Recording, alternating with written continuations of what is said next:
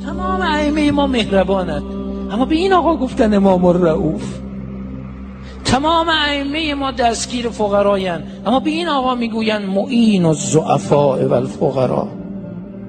تمام ائمه ما محبت دارن به شیعیانشون، اما به این آقا گفتن انیس النفوس، یعنی باید گرد میگیره، پای حرفت میشینه.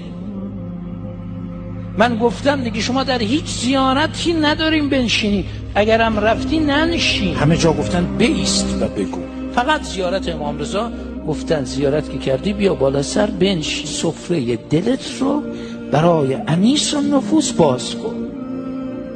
گوش میده بهه، میگی مریض دارم گوش میده، حاجت دارم گوش میده، گرفتارم گوش میده، بیچارم گوش میده، نفسمو موندم چیکار کنم گوش میده، هر چی بگی گوش میده.